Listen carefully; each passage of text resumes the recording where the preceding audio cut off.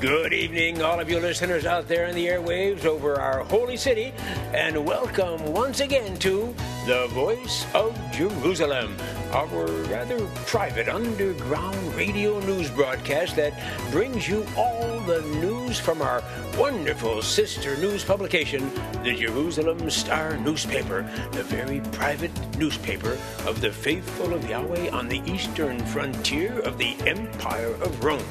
I'm your host, Isaac, son of Enoch the Scribe, although many of you have come to know me better as Ike the Literate. And as a scribe myself, I'm proud to read for you the written word to make it available to anyone who has ears to hear.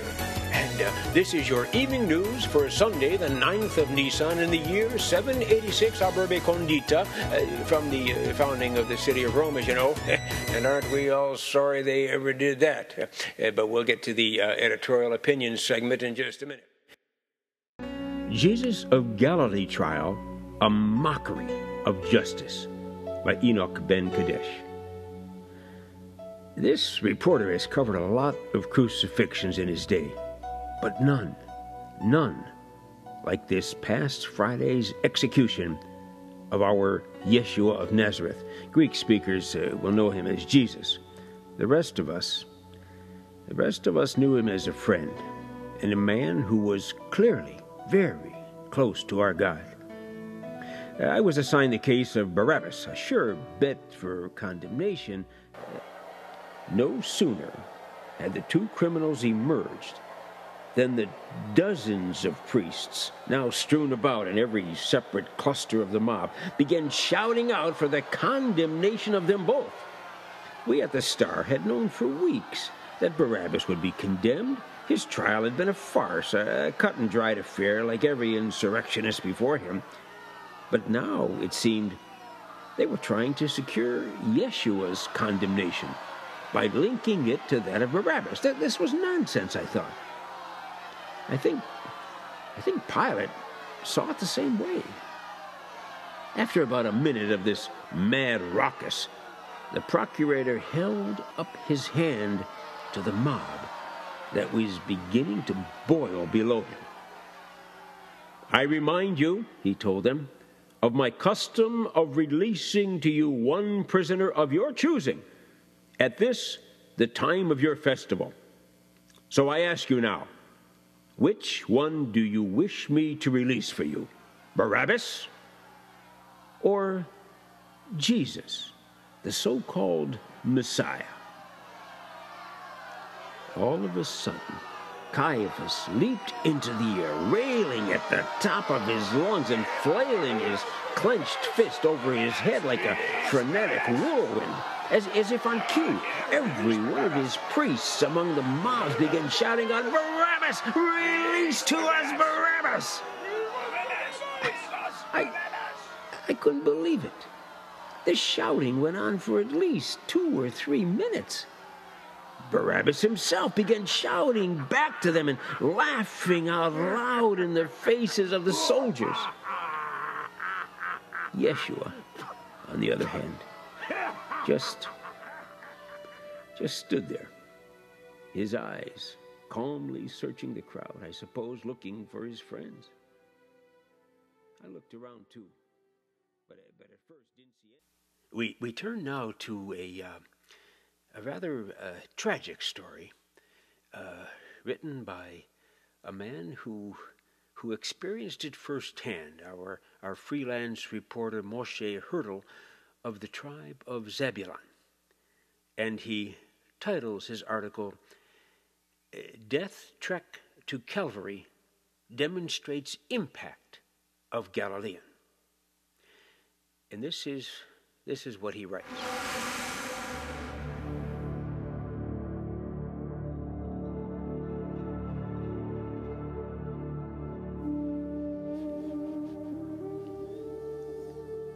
As soon as the trial of Jesus of Nazareth was concluded, I noticed that he had begun to breathe very heavily. His shoulders seemed to quiver ever so slightly. 2 of the palace guards, grabbing his upper arms firmly on either side, escorted him down to the foot of the praetorium, surrounded by Roman soldiers and Assyrian mercenaries who held back the mob all around him. Two more of the guards, one a rather vile man whose name was Malik. I've met him at several other crucifixions. It seems he's developed a certain taste for them over the years. Anyway, they then brought up the heavy cross member that would be used. It was slightly longer than the soldiers were tall, and about as thick around as a man could spread his hand open. It looked new to me. That was odd, I thought. There were no other nail marks or any old blood on it, as in so many of the other crucifixions I had covered. The wood was green, and it was obviously much heavier than would an older, used cross member have been.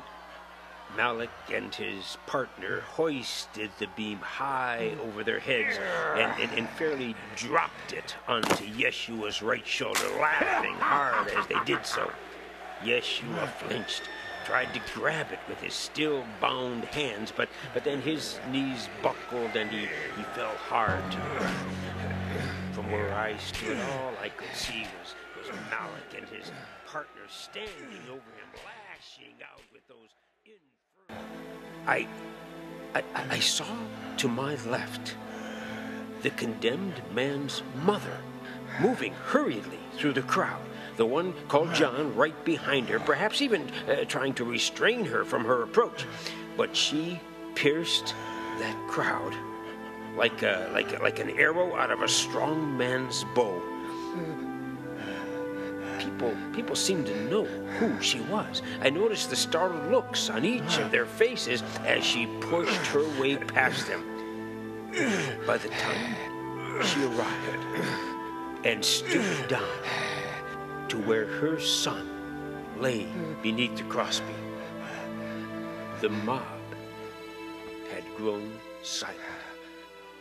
Even Malik stopped himself abruptly in mid-swing, and he stepped back from his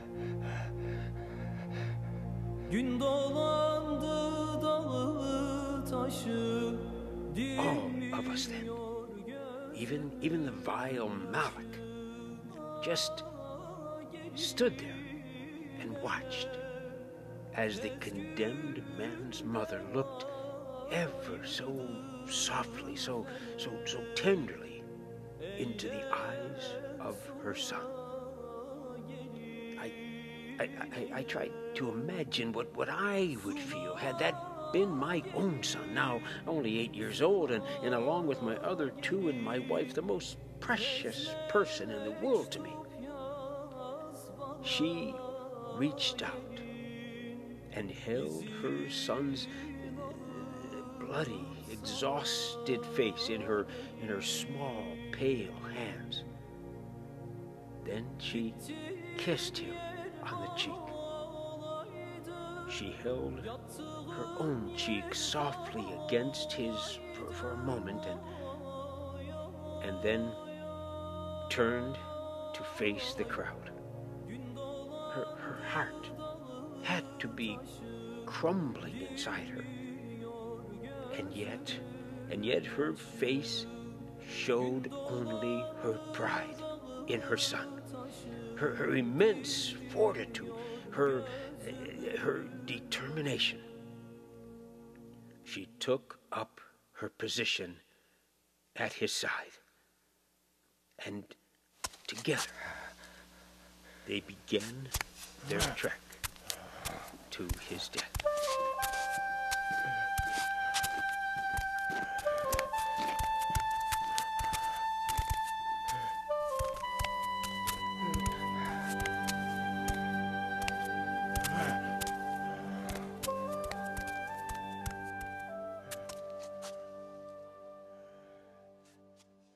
Our final story in today's broadcast is actually one that made the front page of this issue of the Jerusalem Star, and I think you'll see why.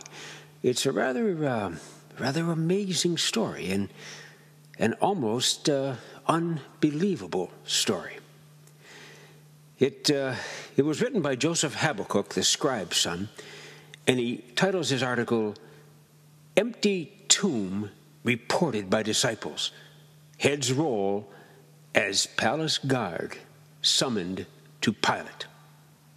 And this is what he writes.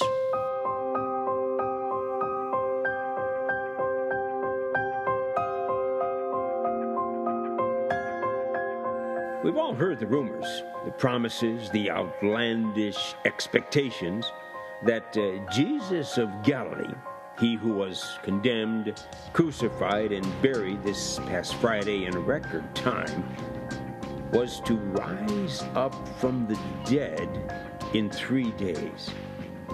Well, the 3 days are now up, and you'll never guess what someone has apparently gone and done. That's right. The body's gone. And so far, the story that has been obtained from the Praetorian guards who were present is pretty far-fetched. It sounds like a payoff from his followers to the guards intended to convince the rest of us of this Jesus' bodily resurrection. This writer is not a disciple. I'm not against this man either, however. I'd heard him speak many times, both in the temple here and up in Galilee once or twice. He was impressive. His words were well chosen. And his energy, his wit, his compassion, and his courage were unsurpassed in anything I've ever seen. The man could command a crowd. And never once did I see him show anything but sublime respect for his fellow men and women, even for those who would disagree with him. But I ask you, readers, can even a man as he rise from death? When the news of the empty tomb came to the Star early this morning, I was immediately intrigued and asked my editor if I might conduct an investigation. When he okayed it, I hurried down to Golgotha, to the stone quarry there where they had laid him Friday.